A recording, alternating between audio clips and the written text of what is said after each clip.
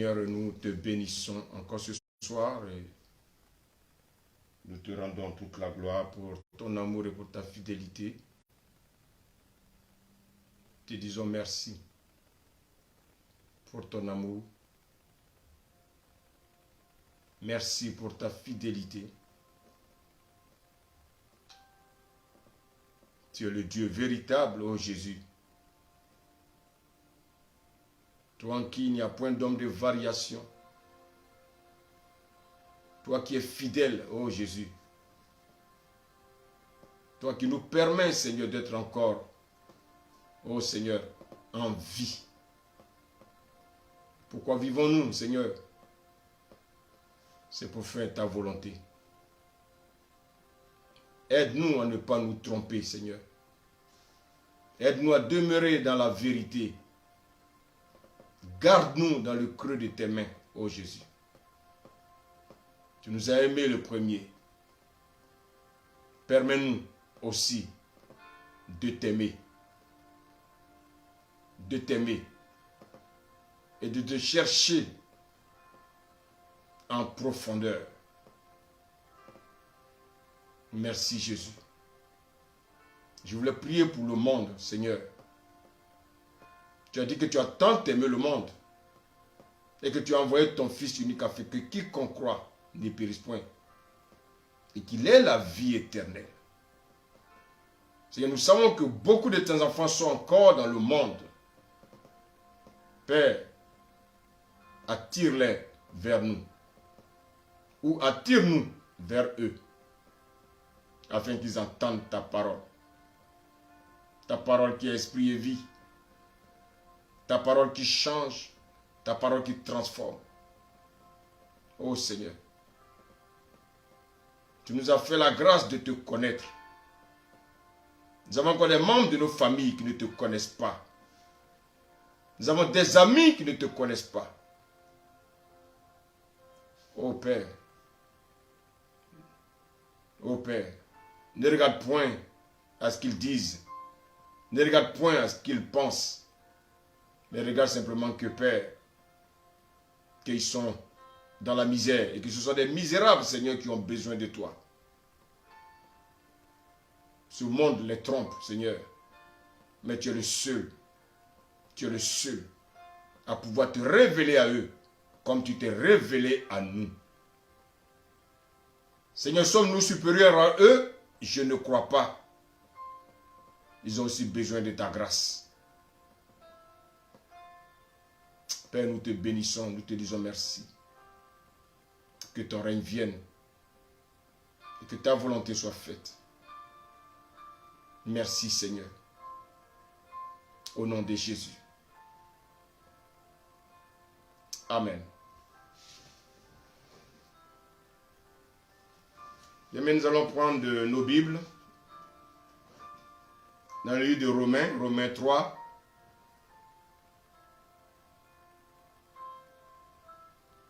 Romains 3 à partir du verset 27.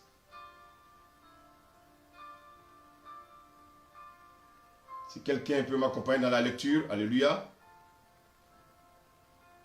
Romains 3 à partir du verset 27. Merci. Amen. Romains 3, 27. Où donc est le sujet de se glorifier? Il est exclu. Par quelle loi? Par la loi des œuvres? Non, mais par la loi de la foi. Merci. Seigneur, voici ta parole. Éclaire-nous ce soir. Éclaire-nous. Où donc est le sujet de se glorifier? Il est exclu. Par quelle loi? Par la loi des œuvres? Non. Mais par la loi de la foi. Nous allons parler ce soir de la foi.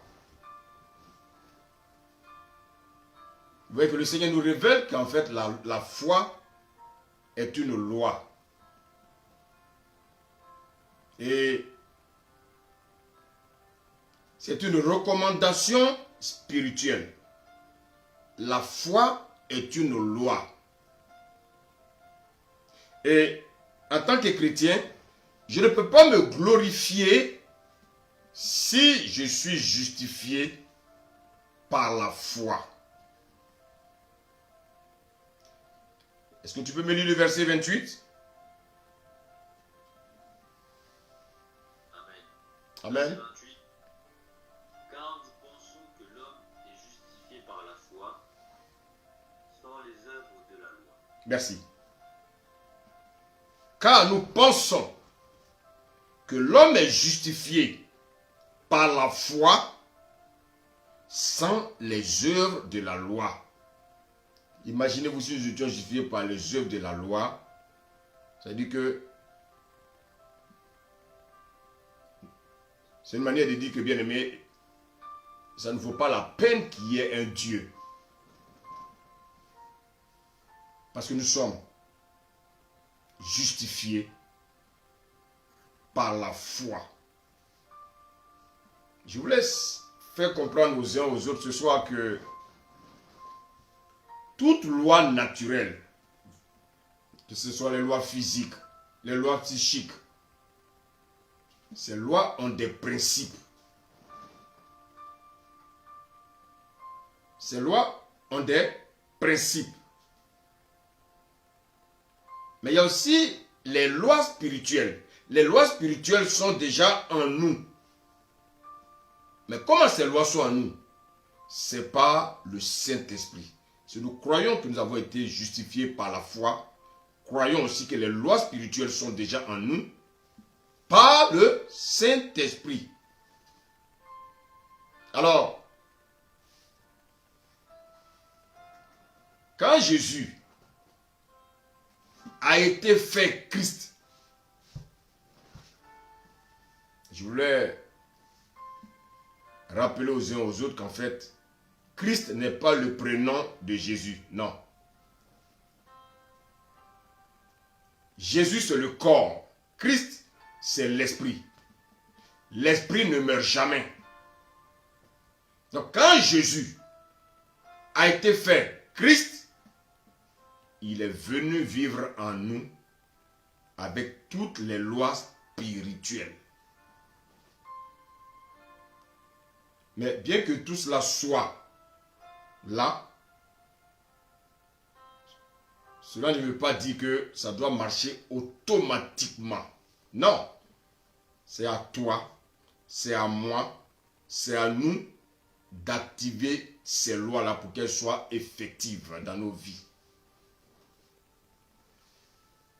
Vous savez, pendant que je méditais,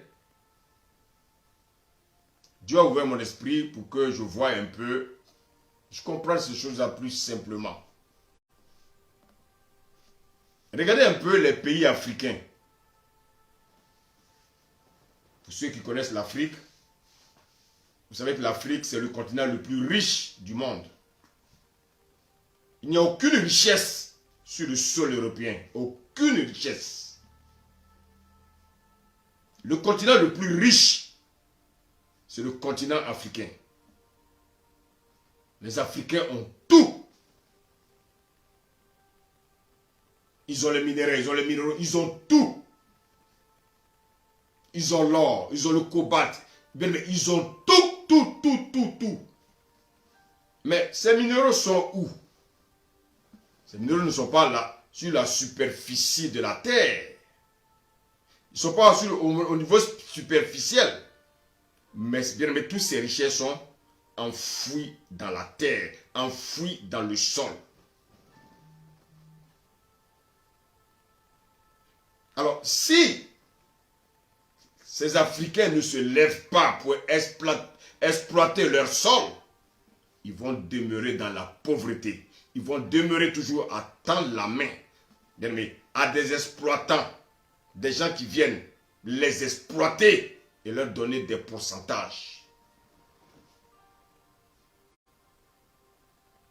Voici pourquoi, bien-aimés, on nous fait croire que les Africains sont pauvres. Mais bien-aimés, les Africains ne sont pas pauvres. Les Africains sont ignorants.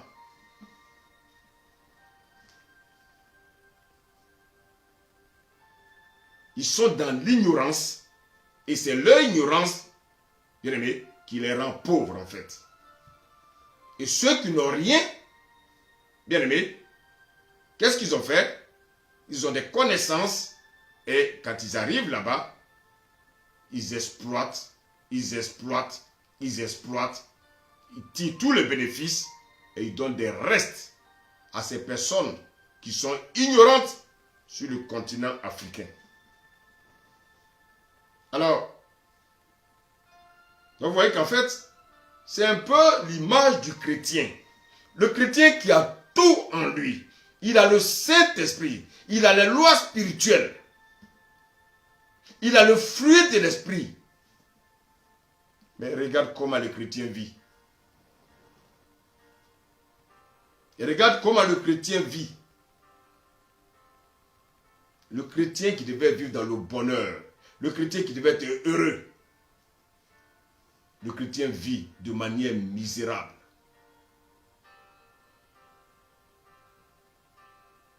Le chrétien a laissé la place aux hommes de ce monde.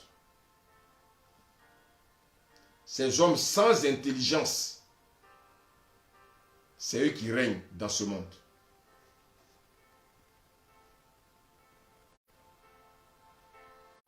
Pourquoi? Parce que le chrétien est ignorant de tout ce que Dieu a déposé en lui. Le chrétien pense qu'il doit faire comme le païen pour obtenir les choses que Dieu a réservées pour lui. Le Seigneur se révèle à toi. Il dit, mon fils, voici ce que j'ai pour toi. Mais au lieu de chercher Dieu pour rentrer dans ce que Dieu a réservé pour toi, toi tu veux chercher à copier le païen pour rentrer dans ce que Dieu t'a donné. Voilà pourquoi c'est compliqué.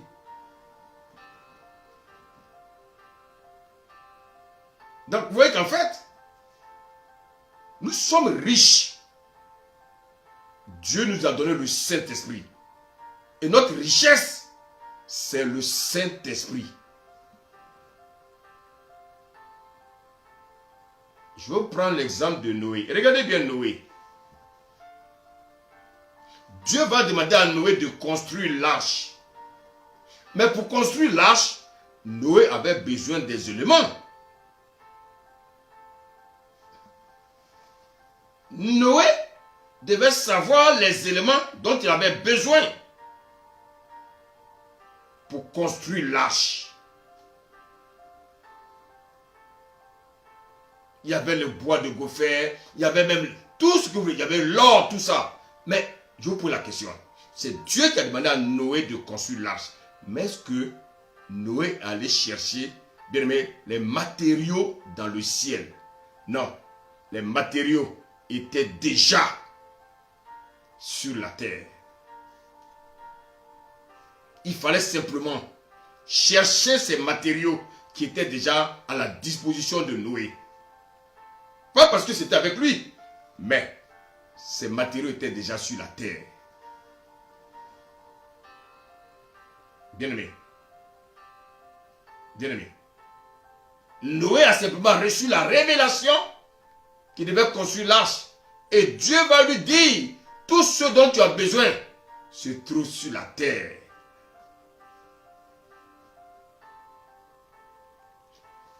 Dieu a mis en nous, en vous, des choses. Mais si vous êtes préoccupé par autre chose, si vous êtes préoccupé par les choses de ce monde, vous allez passer à côté de la volonté de Dieu.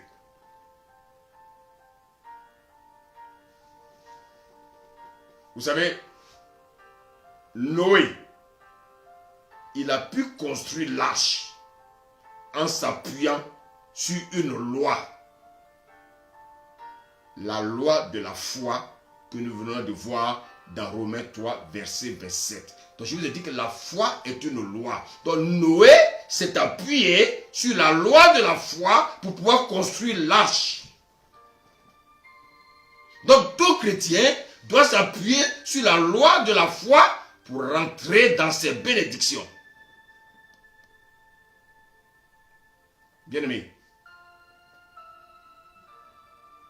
Ne restons pas dans l'ignorance.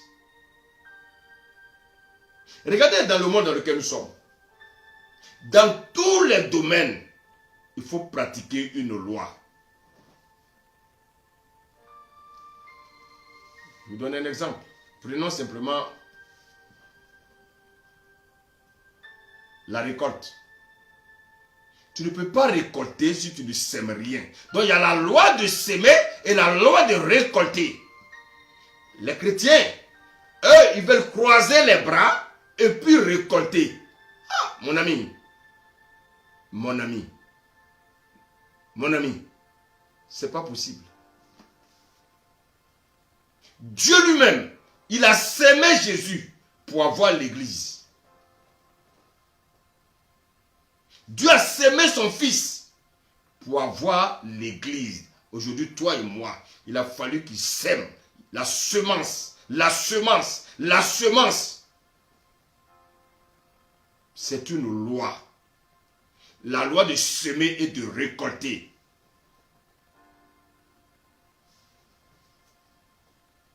Le plus grand savant sur cette terre, il ne peut rien récolter s'il ne sème rien. Donc, je vous dis que dans tous les domaines, il y a une loi. Je ne te demande pas de me croire moi, mais je te demande de croire à ce que la parole de Dieu dit. Obéis simplement à cette parole-là et ne raisonne pas. Parce que ce sont les raisonnements, bien aimés, qui font que vous êtes encore dans des problèmes.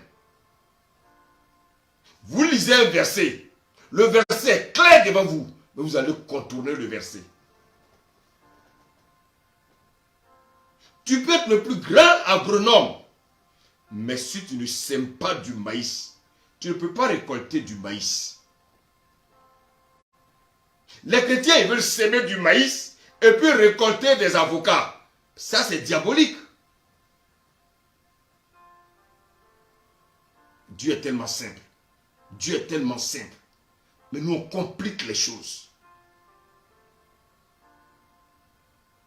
Un homme ne peut pas s'aimer, bien-aimé. Il ne peut pas s'aimer, bien-aimé, des haricots et puis chercher à récolter des goyaves. Ce n'est pas possible. Ça devient diabolique. Un homme ne peut pas récolter un enfant s'il n'a pas sémé dans sa femme. Si je viens chaque soir, je me couche à côté de ma femme et je lui dis chérie, je t'aime, bonne nuit. Et puis après je lui dis mais tu ne me fais pas d'enfant, hein? C'est que tu es un misérable et tu es un sorcier. Pour avoir un enfant, il faut s'aimer. Il faut s'aimer dans ta femme. Donc vous voyez que dans tous les domaines, il y a une loi. Et c'est pour ça qu'il y a la foi aussi a une loi. La foi aussi a une loi. Je ne peux pas dire à ma femme de me faire des enfants si bien même moi je n'apporte pas la sémence. Les animaux aussi ont besoin de s'aimer dans une femelle pour avoir des enfants. Bien-aimé, ce sont des lois. Si tu refuses ces lois, alors tu ne récolteras rien. Et tu vas demeurer dans la misère. Tu vas demeurer dans la frustration. Tu vas demeurer, bien-aimé,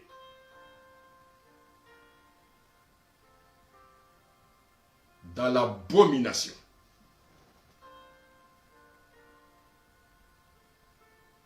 Sois humble et puis écoute ce que le Seigneur te dit. Il y a aussi une autre loi. Mais je vais aller en profondeur au fur et à mesure plus tard avec tout ce que je suis en train de vous dire. Toutes ces lois, le Seigneur va nous aider, bien-aimés, à vous enseigner cela. Parce qu'il faut que vous ouvrez votre esprit pour comprendre que, bien-aimés, vous n'êtes pas des misérables, vous êtes des enfants de Dieu. Un enfant de Dieu, bien aimé, il doit faire confiance à son Dieu. La Bible nous parle également d'une autre loi qu'on appelle la loi de l'esprit de vie. Donc, vous savez qu'il y a la loi de l'esprit de vie, et puis il y a la loi du péché et de la mort. Pour pratiquer la loi de l'esprit de vie, bien aimé, qu'est-ce que je dois faire? Ce n'est pas aller jeûner, prier. Non. Non. Pour vaincre le péché, Dieu te dit qu'il y a une seule loi. La loi, bien aimé, de l'esprit de vie. Pour vaincre la loi de l'esprit la loi du péché, Dieu te dit qu'il y a une seule loi. Et quelle est cette loi? La loi de l'esprit de vie. Qui va t'affranchir de la loi du péché et de la mort. Donc pour vaincre la loi du péché, je dois simplement pratiquer ce qu'on appelle la loi de l'esprit de vie.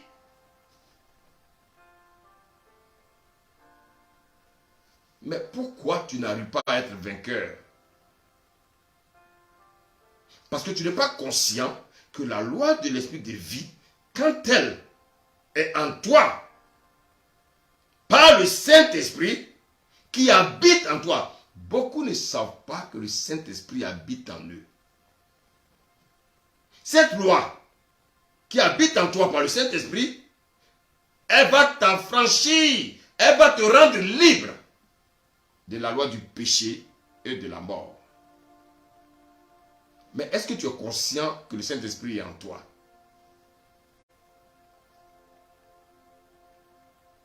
Ça, c'est une question. Est-ce que tu es d'abord conscient que le Saint-Esprit est en toi? Si le Saint-Esprit est en toi, crois ce que je te dis ce soir. La loi de l'esprit de vie est au-dessus de la loi du péché et de la mort.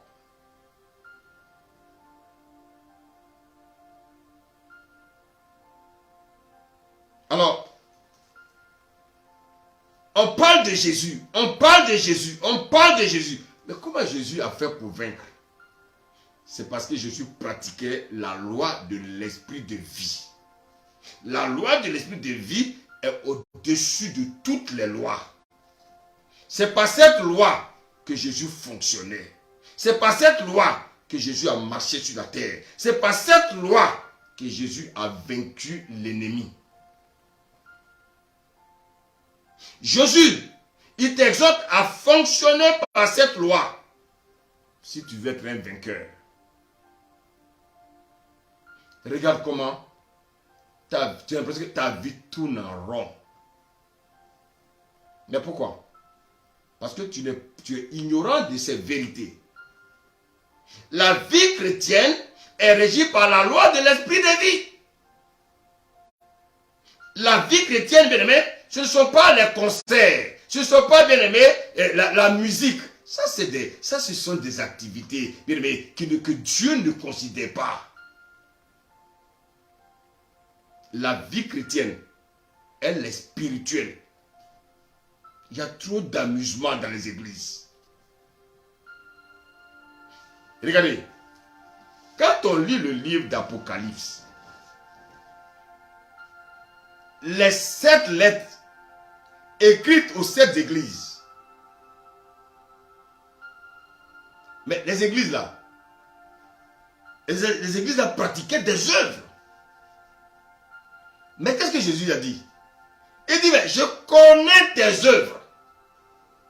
Donc en fait, le Seigneur sait que les églises, ils font beaucoup les œuvres, les œuvres, les œuvres. C'est bien, c'est pas mauvais. Mais il va dire, ce que j'ai contre toi, oh my God. Il ne faut pas que le Seigneur te dise ça. Ce que j'ai contre toi, j'ai quelque chose contre toi, c'est que tu as abandonné ton premier amour. Frère, ce qui intéresse Dieu, ce sont les choses spirituelles.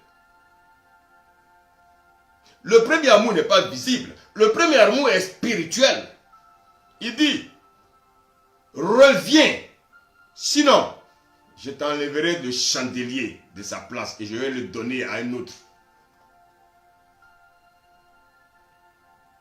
Bien-aimé. Donc, il y a les lois spirituelles. Et bien aimé, si tu négliges ces lois spirituelles, si tu méprises ces lois spirituelles, tu es un homme mort.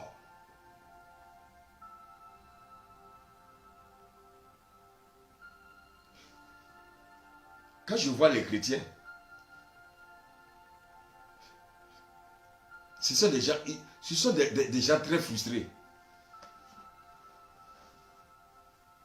C'est-à-dire qu'en fait, quand ils ont un problème, ils pensent que Dieu est d'accord avec eux. Non, mon ami. Je vous dis, quand les gens meurent dans les familles, quand les gens pleurent là, est-ce que vous avez vu Jésus venir s'asseoir dans les funérailles pour pleurer avec eux? Ce n'est pas son problème.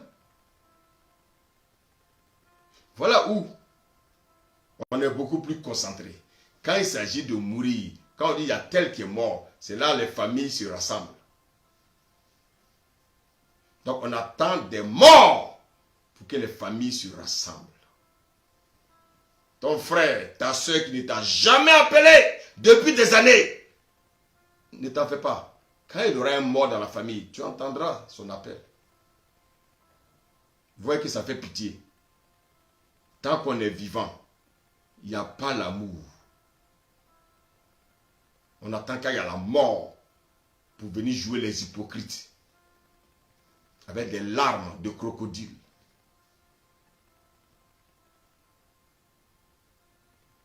Malheureusement, les chrétiens aujourd'hui font comme les païens.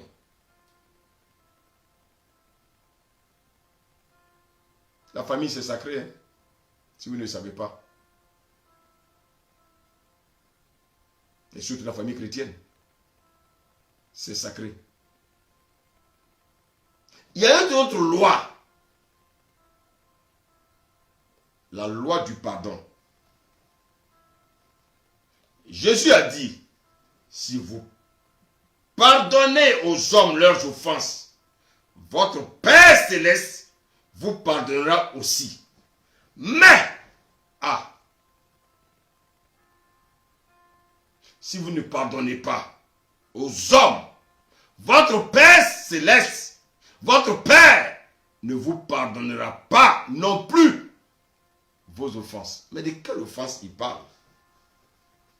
Nous l'avons offensé. Et c'est parce que nous l'avons offensé qu'il a envoyé Jésus. Mais il est en train de te dire que si ton frère ou ta soeur t'a fait du mal, et puis tu refuses de pardonner, il ne prend pas en compte ta repentance et ta confession que tu es venu faire devant lui pour dire Seigneur, pardonne-moi. Non. Il dit d'aller d'abord régler ton problème avec ton frère, avec qui tu ne parles pas. Parce que d'après toi, il t'a fait du mal. Oui, cet homme-là, il m'a promis le mariage. Et puis après, il a divorcé. Ou bien, puis après, il ne m'a pas épousé. Il a pris une autre femme. Donc depuis des années, tu ne parles pas à cet homme. Et tu es assis dans l'église. Tu es toujours là. Alléluia, amen. De quel alléluia tu parles? Hypocrite. Hypocrite.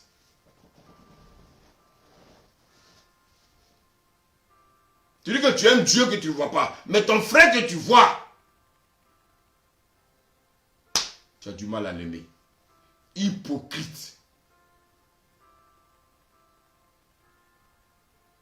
Il y a des chrétiens, ils ne veulent pas pardonner. Ils ont trop raison. Toi, tu as raison. Tu n'as jamais fait de mal à quelqu'un.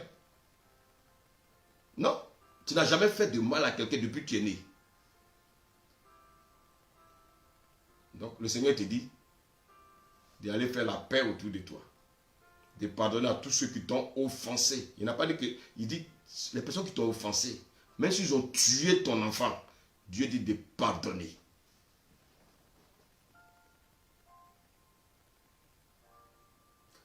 Donc, vous voyez que toutes les lois que je viens de citer sont couronnées par une seule loi. la loi de l'amour.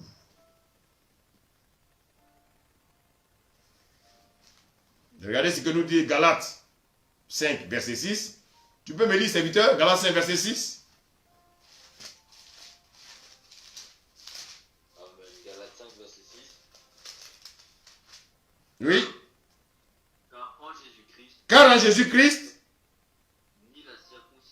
ni la circoncision, oui, ni ni l'incirconcision l'incirconcision n'a de valeur, n'a de valeur, mais mais la foi qui est agissante la foi qui est agissante par l'amour. par l'amour.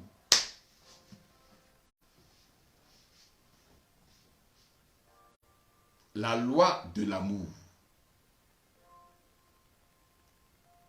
Tout commence par la loi de l'amour. Tout commence par la loi de l'amour. La loi de l'amour. Si tu ne comprends pas bien, mais cette loi, si tu n'as jamais compris le principe de cette loi, réponds-toi et reviens dans la présence de Dieu. Il va t'enseigner ce que c'est que la loi de l'amour. La Bible dit que Dieu a tant aimé le monde. La loi de l'amour. Il a tant aimé le monde. Il a tant aimé les pécheurs. Il a tant aimé les brigands. Il a tant aimé les impudiques. Il a tant aimé, bien aimé, les orgueilleux. Et qu'est-ce qu'il va faire? Il va amener son fils pour te racheter.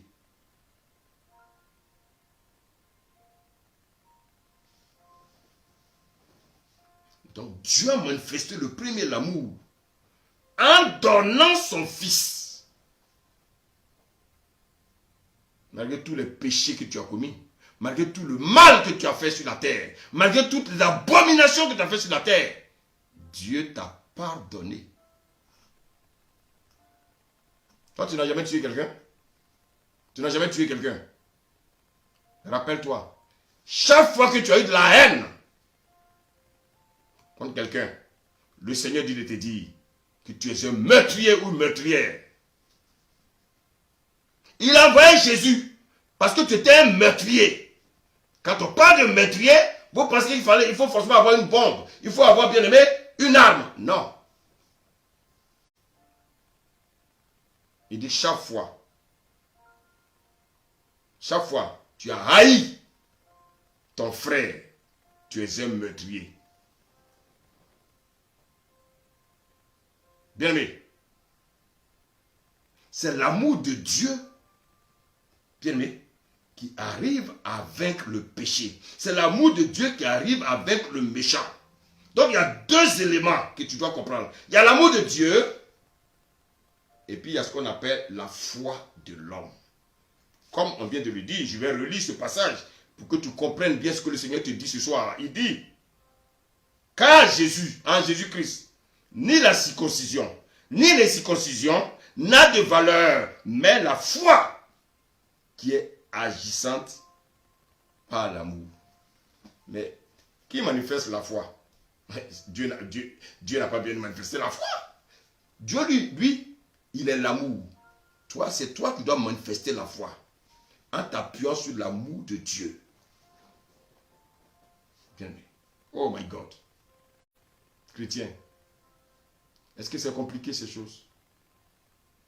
L'amour de Dieu et la foi de l'homme sont deux éléments qui font fonctionner ce qu'on appelle la loi de l'esprit. Oh my God. La loi de l'esprit de vie concerne quoi? Concerne le royaume des cieux. Je ne dis pas le royaume de Dieu, je dis le royaume des cieux. Parce que le royaume des cieux est différent du royaume de Dieu. Allez voir le message bien aimé sur YouTube ou bien sur Facebook. La vie chrétienne n'a rien à voir avec l'intelligence humaine. La vie chrétienne, c'est une affaire de révélation. Oh my God. C'est une affaire de révélation qui nécessite ce qu'on appelle le renouvellement de l'intelligence. Voici pourquoi, bien aimé, le monde nous rejette. Notre langage est spirituel. Nous les agaçons avec notre langage spirituel. Parce que, bien aimé, souvent tu as du mal même à révéler ton identité. Tu fais les mêmes choses comme les hommes du monde. Tu as leur langage. Ils critiquent toi si tu critiques. Ils mentent toi si tu mens. Ils critiquent le patron. Toi si tu critiques le patron. Pourquoi? Parce qu'en fait, tu as renié ton identité. Un païen. Comment toi tu peux demander à un païen d'aimer son ennemi? Il ne peut pas. Comment il peut aimer son ennemi? Comment, dis-moi, comment un païen peut aimer son ennemi? Ben, si tu lui dis ça, il va te tuer. C'est trop compliqué pour lui. Vous savez pourquoi? Parce que celui qui nous permet d'aimer nos ennemis, c'est qui? C'est le Saint-Esprit. Lui n'a pas le Saint-Esprit. Et tu lui demandes d'aller aimer son ennemi. Mais il ne peut pas te comprendre. Mais ton langage est compliqué pour lui. La loi de la foi. Je vous dis que la foi, c'est une loi. Donc, là où il y a la foi, elle produit toujours ce qu'on appelle la curiosité. Là où il y a la foi, elle produit ce qu'on appelle les épreuves. Là où il y a la foi, il y a toujours un témoignage. Mais est-ce que toi, tu as un témoignage devant tous ces païens? Tu dis que tu es chrétien. Tu dis que tu es chrétienne. Mais regarde la vie que tu mènes. Tu mènes une vie de païen. Quand on regarde tes enfants, ils ne sont pas différents des enfants du monde. Et tu es fier de ça. Et tu appelles ça la mode. Tu appelles ça l'évolution. Tu appelles ça, bien aimé, mes enfants sont émancipés. Non, ils sont perdus.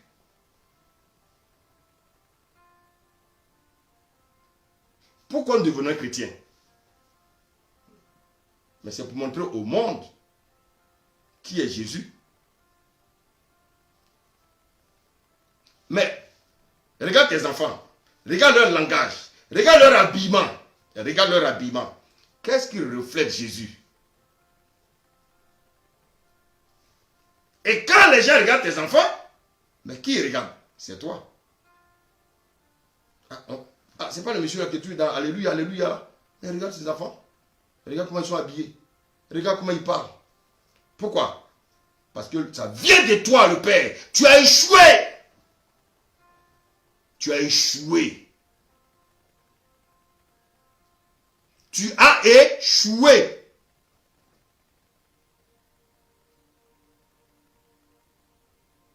Tu ne mets pas la honte sur Jésus, hein? Non. Jésus est le Dieu vivant. Mais c'est toi qui as échoué, Père. C'est toi qui as échoué, maman. Maman, c'est toi qui as échoué. Papa, c'est toi qui as échoué. Parce que la vie de tes enfants ne reflète pas la vie d'un chrétien. Pourquoi tu es devenu chrétien? C'est pour montrer au monde que tu es enfant de Dieu. C'est pour montrer au monde que tu manifestes ce qu'on appelle la foi. Regardez les chrétiens. Regardez les chrétiens. Tout le monde a couru pour aller faire le vaccin. Oh, sinon je perds mon travail. La foi. Oh my God. Il y en a qui vont venir dire oui. Ah non, le Seigneur, c'est le Seigneur qui m'a convaincu. Le Seigneur va te convaincre d'aller faire des bêtises. Non. Il y a beaucoup de païens, écoutez-moi bien, beaucoup de païens qui ont refusé le vaccin. Ils ont tous été introduits dans leur travail. La foi. Le Seigneur avait révélé au monde de ne pas faire ce vaccin. Mais c'est à toi seul, Dieu va dire d'aller faire le vaccin. Mensonge!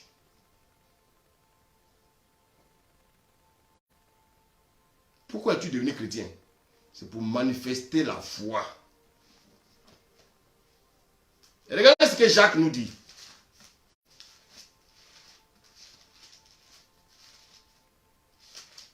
Jacques 2, verset 14. Je lis, regardez ce que la parole de Dieu nous dit. Mes frères, que sert-il à quelqu'un de dire qu'il a la foi s'il n'a pas les œuvres? La foi peut-elle le sauver? Alors, il y en a qui voulaient créer des disputes entre Paul et Jacques. Ils sont déjà morts, frère. Il faut avoir la révélation de comprendre ce que chacun voulait dire. Paul, il parlait déjà à des gens qui étaient assis dans la parole. Jacques, lui, parlait à des nouveaux convertis. Maintenant, ici, Jacques parlait de quelle œuvre? Il parlait des œuvres de bienfaisance. Il parlait des œuvres sociales. Bien-aimé. Écoutez-moi bien. Non. Il parlait à des gens qui ne comprennent pas. Alors que Paul, lui, s'adressait aux gens qui avaient compris le principe de la foi. Donc ici, Jacques est en train de démontrer qu'en fait, il n'y a pas de foi sans témoignage. Si tu es chrétien,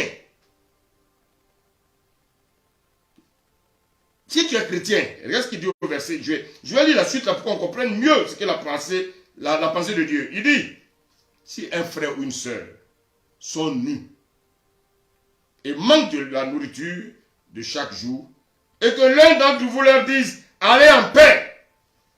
C'est pas ce qu'on fait. Est-ce que c'est pas ce que les chrétiens font? Vous voyez un frère qui vient à l'église qui a toujours les mêmes habits. C'est qu'il a des problèmes. Mais vous allez dire à ce frère, ah, sois fortifié. Oh, sois fortifié. Le Seigneur pense à toi. Un frère chrétien, vous savez que là où il habite, il est en insécurité. Vous avez une maison, vous avez un lit, vous avez souvent même des chambres vides.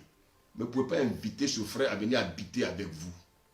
Oh, on va prier, on va prier. Alors, le Seigneur va faire. Le Seigneur dit, tu es un insensé. Parce qu'au travers de toi, j'ai déjà fait. Chrétien, tu as vu ton placard? Tous ces habits qu'il y a là-bas, tu fais quoi avec? Tous ces chaussures-là qui traînent dans la maison, là, tu ne sais même pas où les mettre là, tu fais quoi avec? Tu ne peux pas donner à un frère dans l'assemblée qui a des problèmes. Tu ne peux pas donner ça à une soeur qui est dans l'assemblée qui a des problèmes. Mais toi, tu dis à la soeur, oh ma soeur, on va prier, le Seigneur va t'acheter des habits. C'est le Seigneur qui achète maintenant des habits. Le Seigneur achète maintenant des habits. Vos armoires sont pleines. Vous refusez de donner des habits à ceux qui en ont besoin.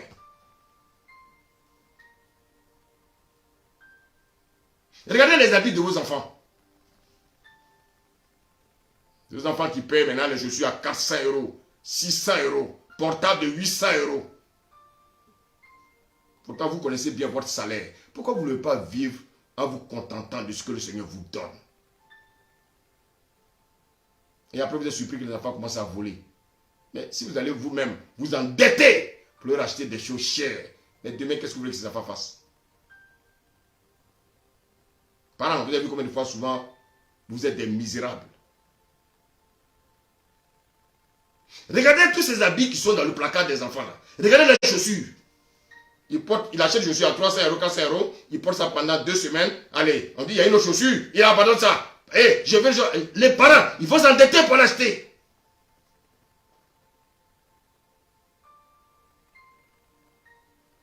Une foi qui produit des œuvres.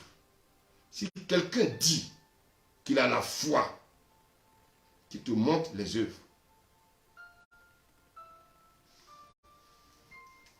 Et pour mieux qu'on fait comprendre à ceux qui étaient de vos chrétiens, regardez ce que Jacques va dire au verset 19. Il va dire, tu crois qu'il y a un seul Dieu, tu fais bien. Donc en fait, comme c'est des nouveaux chrétiens, il a changé la foi par croire. Il dit, tu fais bien. Les démons le croient aussi. Et ils tremblent. Beaucoup de personnes croient en Dieu.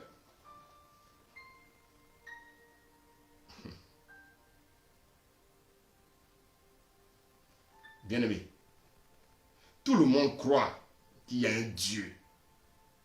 Mais est-ce qu'ils veulent de ce Dieu? Vos collègues là, est-ce qu'ils veulent de votre Dieu? Les gens, ils veulent simplement qu'on prie pour eux. Mais ils ne veulent pas venir à Jésus. Ils ont des problèmes. Ils cherchent des pasteurs pour prier pour eux.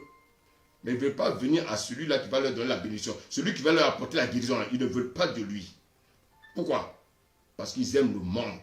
Ils savent qu'en venant à Christ, il y a des choses qu'ils vont abandonner. Ils ne veulent pas abandonner ces choses. Bien vu. Écoutez. Est-ce que tu connais Dieu?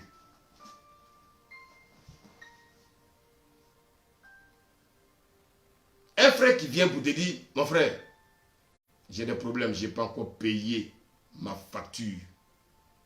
Mais pourquoi c'est vers toi qu'il est venu? Il faut avoir le discernement. C'est vrai, je ne parle pas des escrocs. Il peut y avoir des escrocs, c'est vrai. Mais tu as le Saint-Esprit. Le Saint-Esprit va te parler. Il va te dire, c'est moi qui l'ai envoyé vers toi. Toi, tu vas lui dire, on va prier. Alors que la somme dont il a besoin, c'est dans ta poche. Le Saint-Esprit dit, non. Vous ne connaissez pas Dieu. Il va te dire la somme dont il a besoin là. Quand tu vas aller dans ta poche, tu as cette somme-là. Tu ne peux pas avoir le discernement, comprendre que c'est Dieu qui l'a envoyé. Mais tu vas raisonner, tu vas dire, on va prier. C'est toi qui aimes prier. Toi, tu pries plus que Dieu. Il y a des gens qui prient plus que Dieu. Dieu. Depuis que Dieu a montré comment il faut prier là, il y a des gens qui veulent prier plus que Dieu. Et regardez ce que nous dit Hébreu 10. Hébreu 10, verset 38. J'ai lu la parole. Il dit, et mon juste vivra par la foi. Mais s'il se retire, mon âme ne prend pas plaisir en lui. Donc, c'est qui le juste? Le juste, c'est le chrétien. Le chrétien doit vivre par la foi. Si tu te dis chrétien, tu dois vivre par la foi. C'est pas moi qui le dis, c'est l'auteur de la foi qui le dit.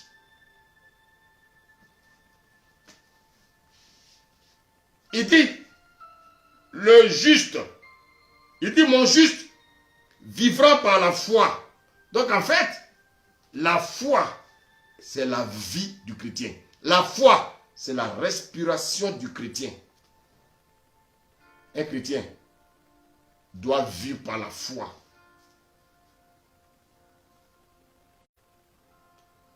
Un chrétien doit pas vivre par... Un chrétien doit vivre par la foi. Donc en fait, en permanence, dans tous les domaines, tu dois vivre par la foi. Pourquoi? Parce que le consommateur de la foi habite en toi. Dans le juste habite l'auteur de la foi. Donc si l'auteur de la foi habite en toi, tu dois manifester la foi. Mais regarde souvent, Dieu te met devant des épreuves. Regarde comment tu trembles. Regarde comment tu trembles. Regarde comment tu veux même le régner.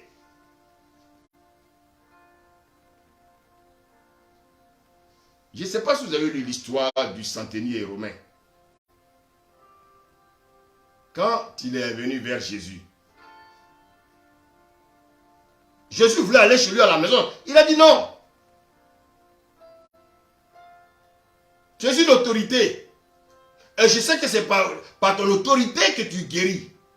Regardez la foi de cet homme. Mais est-ce que cet homme-là vit par la foi? Non. Lui ne vit pas par la foi parce que c'est un païen. Un païen ne vit pas par la foi. Jésus a regardé cet homme, il a dit, mais attends.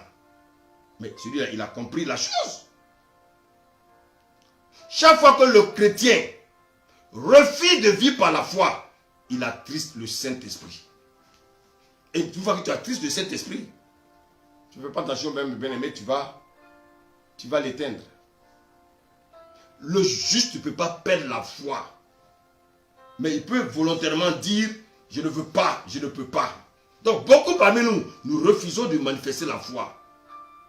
Vous savez pourquoi? Parce que nos yeux sont fixés sur nos problèmes. Le problème qui te ronge, Au lieu de manifester la foi pour éradiquer ce problème, tes yeux sont plus fixés sur le problème. Alors que tu as la foi. Mais tes yeux sont fixés sur les problèmes. Ton obstacle est dû au fait que tes yeux sont ridés sur tes problèmes. Tu penses à ton problème. Au lieu de croire à la parole de vérité, la foi, bien-aimé, la foi c'est ta vie. Un chrétien doit vivre par la foi. Tu bloques la parole de vérité, bien-aimé, par rapport aux situations que tu traverses. Alors, quand on parle de la foi a une origine. Souvent quand on parle de la foi, les gens voient Abraham. Non, je vous dis, lisez bien la Bible. Il y a tout dans Genèse 1, Genèse 2, il y a tout.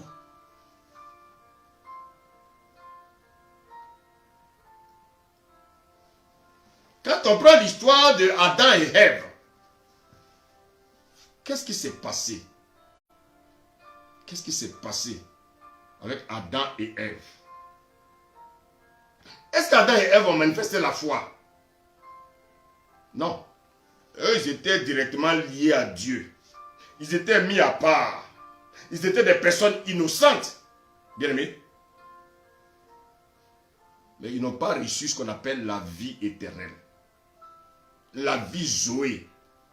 Donc, regardez bien.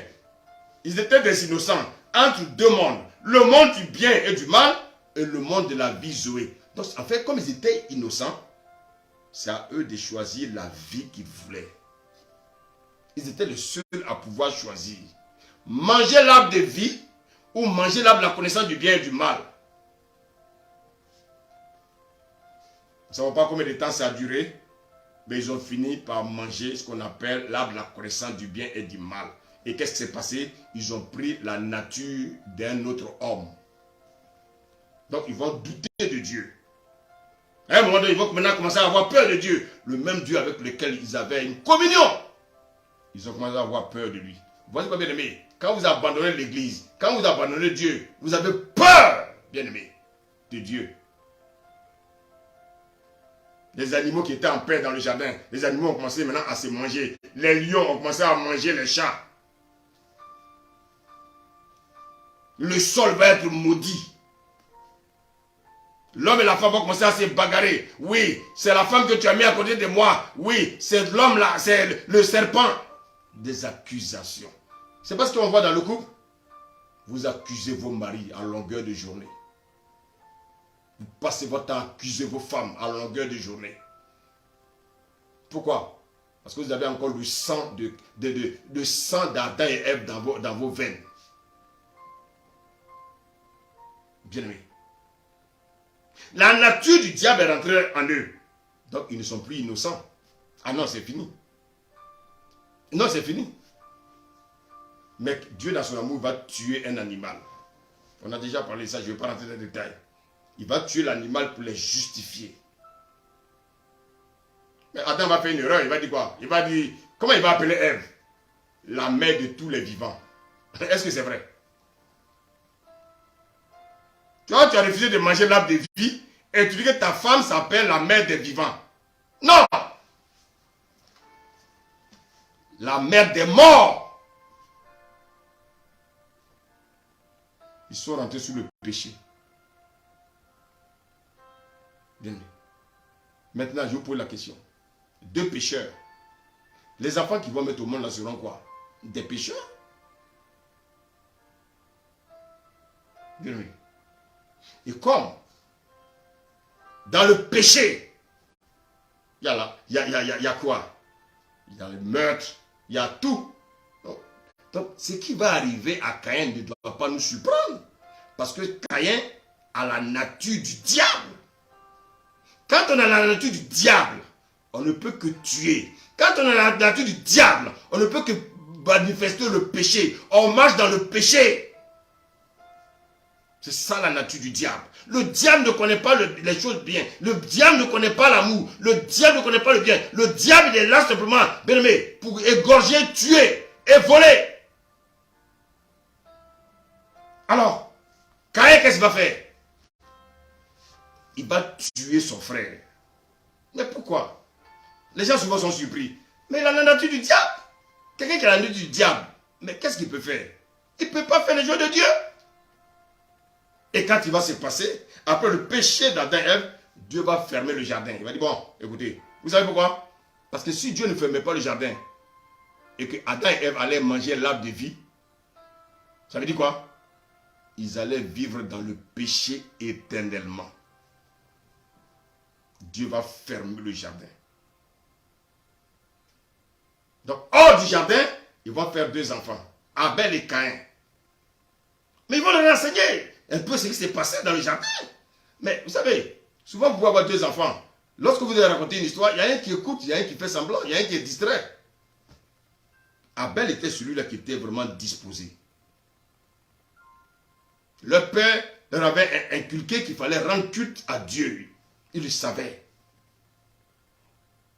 Donc il voulait bien aimer rendre culte à Dieu. En rendant culte à Dieu, il y a toujours une offrande. C'est une loi.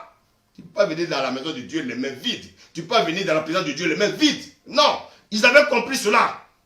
Mais, qu'est-ce qui va se passer? Qu'est-ce qui va se passer? Qu'est-ce qui va se passer? En rendant culte à Dieu, les enfants, ils devaient maintenant faire les offrandes. La Bible nous dit, Caïn va offrir, bien aimé, c'est les plus beaux fruits. Ah. Vous savez, Caïn n'a pas bien écouté ses parents.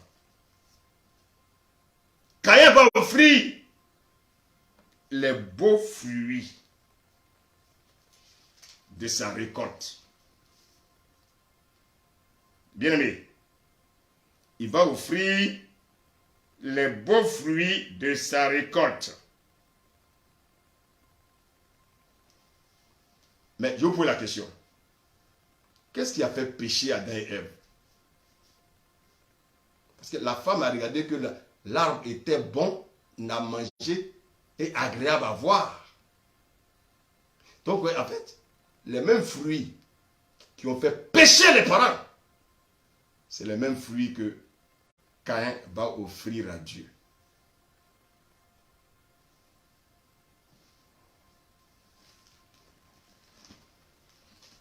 Voici la révélation, bien-aimé.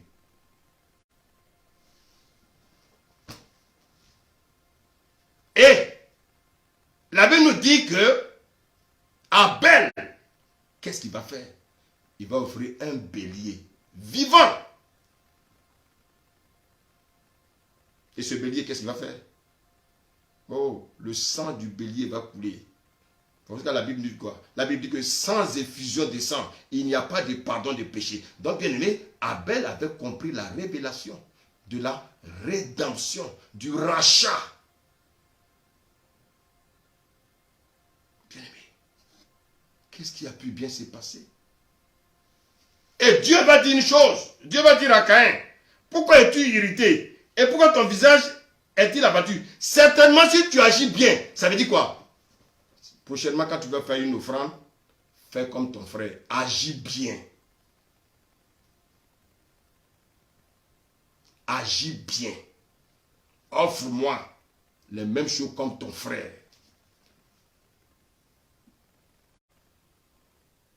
Bien-aimé, voici ce que Dieu voulait dire. Mais la nature du diable était déjà en Caïn. La mort était déjà là. Qu'est-ce qu'il va faire? Il va tuer son frère. Dieu vient lui demander, mais Caïn, il dit, je ne suis pas le gardien de mon frère, l'orgueil de l'homme. L'homme ne peut pas changer. Tant que tu es païen, tant que tu es dans le monde, celui qui t'a investi, c'est le diable. Et voici pourquoi toutes les pratiques occultes, la sorcellerie, la franc-maçonnerie, Tout ça vient de la lignée de Caïn. Aujourd'hui, les jeunes, ils veulent percer aujourd'hui, tout le monde rentre dans la franc-maçonnerie. Allez. Vous n'avez pas honte. La facilité. Et qu'est-ce que Dieu va faire? Dieu va maudire Caïn. Et pourquoi Dieu a maudit Caïn? Attention! Beaucoup font l'erreur. Ce n'est pas à cause de son offrande. Hein? Parce que Dieu a dit, si tu agis bien, donc Dieu lui a dit que prochainement, agis bien. Mais pourquoi Dieu l'a maudit? À cause de son orgueil.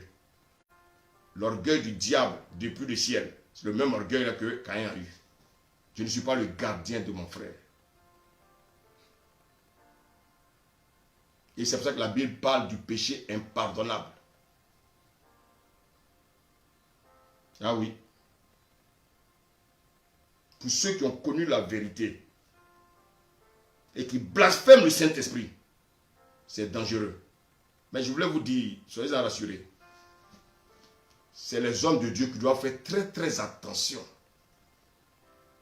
Vous qui avez reçu la vérité, et aujourd'hui vous avez tordu le cou à la vérité, c'est à vous que ce passage concerne. Le péché impardonnable. Toi tu connais la vérité et puis tu tords le cou. C'est-à-dire que tu as été blasphémé contre le Saint-Esprit. Bien-aimé. La Bible dit quoi? Il va offrir aussi les graisses. Il voulait dire à Dieu, je veux faire partie des vrais adorateurs. Oh my God, bien-aimé. Voici pourquoi la Bible dit que c'est par la foi, oh, que Abel offrait le bélier. C'est par la foi, bien-aimé. C'est par la foi. Après Abel, il y a eu un autre homme qu'on appelle Enoch. Donc imaginez-vous, Enoch était le 7e homme de la Bible. Le chiffre 7, ça doit vous dire que c'est un chiffre, bien aimé, de l'accomplissement.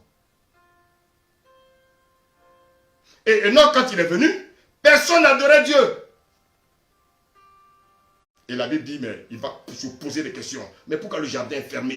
Mais qu'est-ce qui se passe? On va lui expliquer l'histoire. Il va dire, ah bon? Mais est-ce que pour que je puisse marcher avec Dieu, est-ce que je suis obligé d'habiter dans le jardin? Moi, je vais marcher avec Dieu. Voici pourquoi, bien aimé, quand vous lisez la Bible dit que Enoch marcha avec Dieu. Enoch a marché avec Dieu. Et qu'est-ce qui va se passer? La Bible dit que Enoch, il a été enlevé de son vivant. Qu'est-ce que vous devez comprendre? On dit qu'Enoch a été enlevé de son vivant. Donc Enoch, en fait, c'est l'image de l'épouse qui va être enlevée, bien aimé, avant la grande tribulation. Parce que Enoch a été enlevé avant, bien aimé, que Dieu se révèle à Noé pour parler du déluge. Enoch a vécu dans la foi pendant 365 années. Oh, est-ce que vous comprenez ces choses? Dieu va lui dire, mais tu as marché avec moi par la foi. Tu ne verras pas la mort. Parce que tu m'as été agréable. Donc vous voyez que la première révélation de la foi, c'était avec Abel. Bien-aimé. C'est ça. Après, donc Enoch, ça fut maintenant Noé. La Bible dit quoi? La terre était bondée du mal. Le cœur de l'homme. Oh, qu'est-ce qui s'est passé?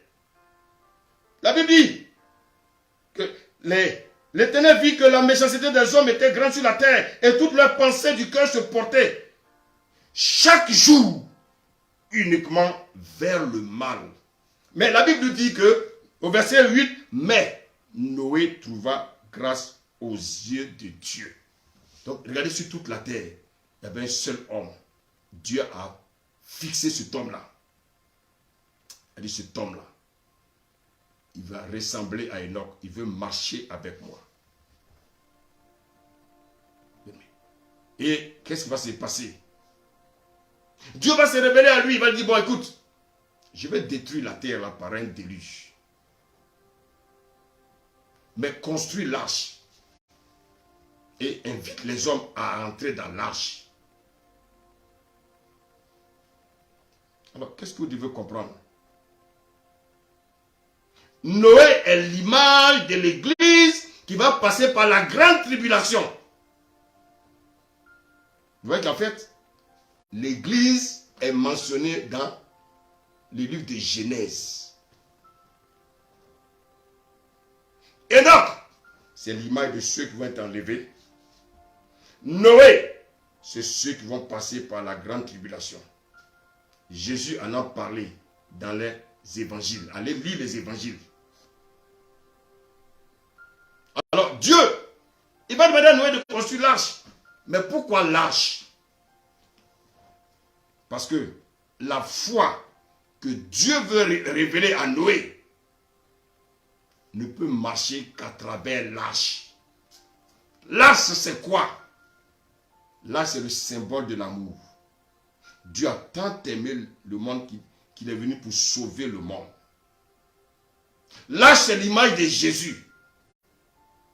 Tous ceux qui acceptent de venir en Christ, ils seront sauvés. Tous ceux qui acceptaient de rentrer dans l'arche ont été sauvés du déluge.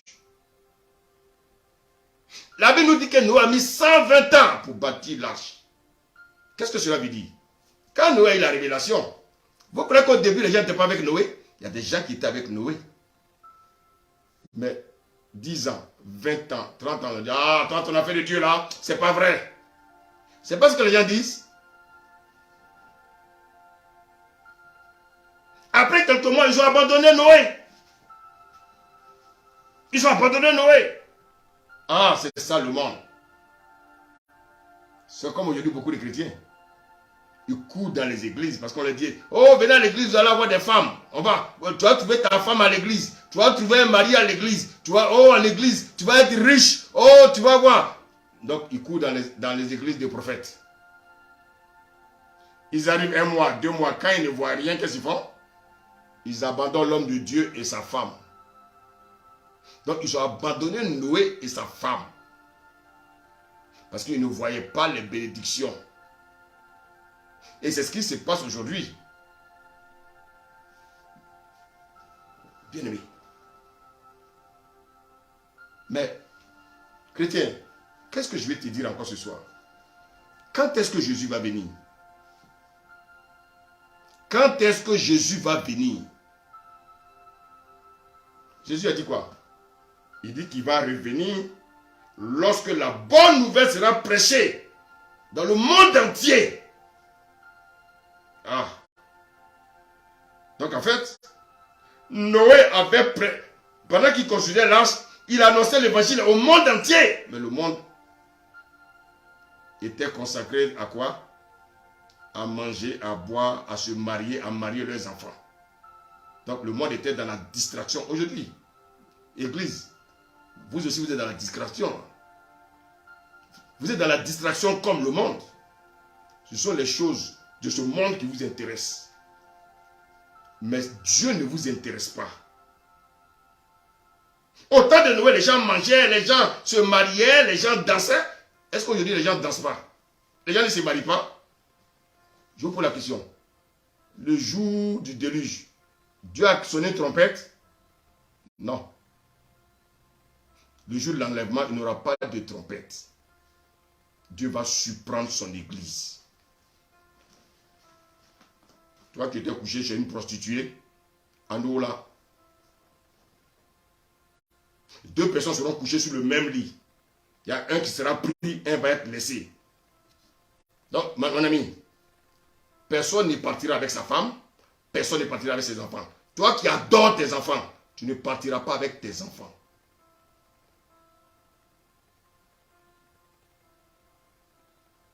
Noé, il Il était patient. Oh, l'amour. L'amour est patient.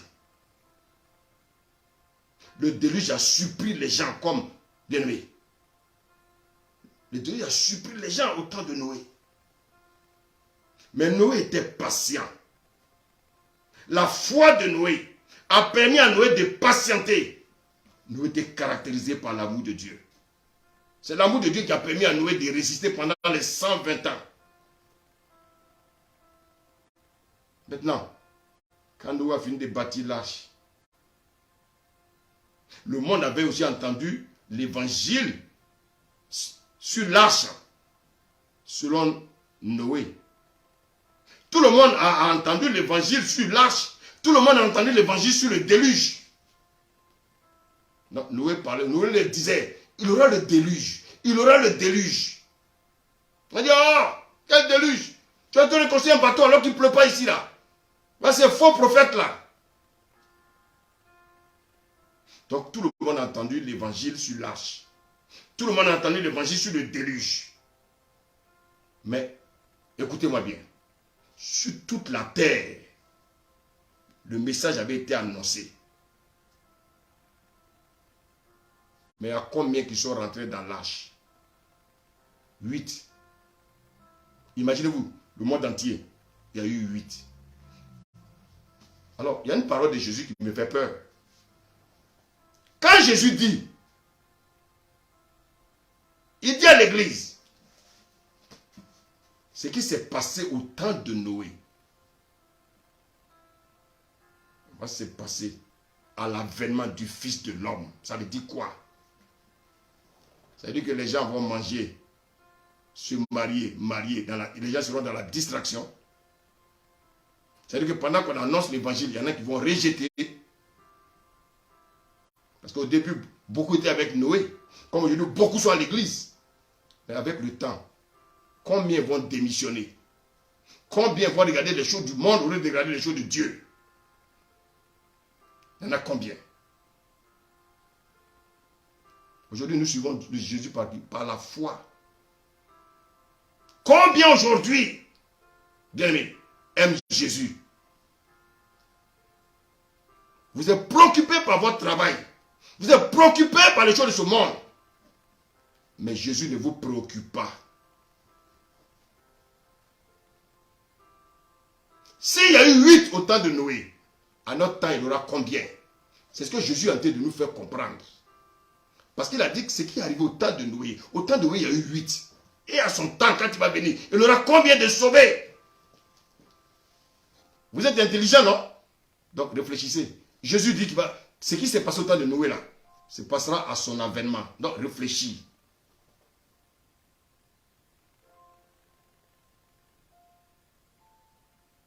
Aujourd'hui, nous prêchons l'évangile. Nous prêchons la bonne nouvelle pour dire aux hommes de venir à Jésus.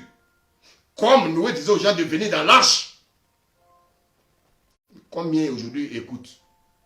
Si les chrétiens même n'écoutent pas, ce ne sont pas les hommes du monde. Quand on dit aux gens qu'il y aura la grande tribulation, est-ce que les gens nous écoutent? Le Seigneur dit quoi? Il dit de prêcher. Alors, vous qui m'écoutez, si vous avez arrêté d'évangéliser, reprenez l'évangélisation. Dieu ne vous a pas sauvé pour dormir. Dieu vous a sauvé pour évangéliser. Il dit d'évangéliser. Celui qui croira et qui se fera baptiser sera sauvé. Mais celui qui ne croira pas sera condamné.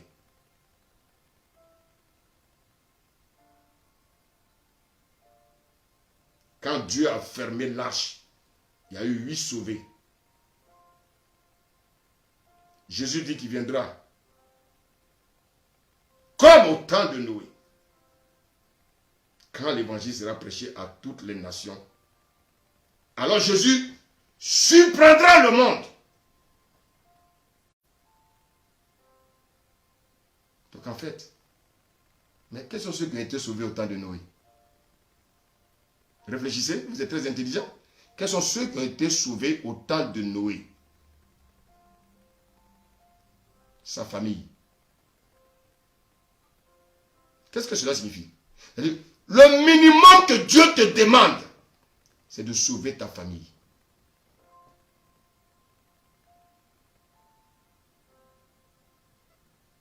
C'est pour ça qu'il dit, crois au Seigneur Jésus-Christ, tu seras sauvé, toi et ta famille. C'est le minimum que Dieu te demande, toi qui m'écoutes. Tu n'arrives pas à sauver les hommes dans le monde. Mais le minimum que Dieu te demande, c'est ta propre famille. Si tu ne sauves pas ta famille, tu auras des comptes à rendre à Dieu. Parce que Noé, il n'a pas pu sauver le monde entier, mais il a pu sauver sa famille. Noé n'avait pas le Saint-Esprit, il a pu sauver sa famille. Toi, tu as le Saint-Esprit. Tu dois sauver même plus que ta famille. Mais le minimum que Dieu te demande, c'est ta famille. C'est un dilemme. Donc, arrête de faire le malin.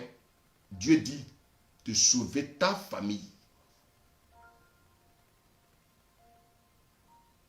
Il dit de prendre l'exemple sur Noé. Noé annonçait l'évangile dans le monde entier. Personne ne l'a écouté. Mais sa famille l'a écouté. Ça veut dire quoi? Ça veut dire qu'en fait, ce que Dieu nous demande, le minimum, c'est de sauver nos familles. Gare à toi, chrétien. Gare à toi. Si ta famille n'est pas sauvée. Le Seigneur me dit de te dire qu'il t'a donné son esprit. Il te dit que Noé n'était pas. Il n'était pas en Noé. Il dit qu'il est en toi. En Noé, il n'était pas. En Noé, il venait et il partait. Il était sur Noé, il venait et il partait. Mais toi, il est en toi. Noé n'avait pas le Saint-Esprit. Il a pu sauver sa famille. Toi, tu as le Saint-Esprit. Le minimum qu'il te demande, c'est de sauver ta famille. Mais comment tu vas le faire? Il dit, mon juste vivra par la foi. La foi est une loi. Bien-aimé, le possesseur de la foi, le consommateur de la foi habite en toi. Tu n'as pas droit à l'erreur. Pourquoi tu n'arrives pas à évangéliser ta famille? Parce que toi-même, tu n'es pas encore prêt. Ta vie n'est pas propre. Ta vie n'est pas nette. Il y a des choses encore à corriger en toi. Le Saint-Esprit est là. Par lui. Dieu lui de te révéler ce qui te manque. Et il va te le dire. Mais sache une chose. Le minimum qu'il te demande, il dit de sauver ta famille. Noé a sauvé sa famille par la foi. Toi qui as abandonné la main de Dieu, tu es plus à rattacher aux choses de ce monde. Dieu te dit de simplement, fais marche arrière, répands-toi et reviens à moi. Le fils prodigue, quand il allait faire ses bêtises, à un moment donné, la Bible dit qu'il est rentré en lui-même. Il est retourné vers le Père. Le Père l'attendait en chemin. Aujourd'hui, le Père aussi t'attend en chemin. Et la décision doit venir de toi. Dieu te dit de te dire, il me dit de te dire que tu dois sauver ta famille. C'est le minimum qu'il attend de toi.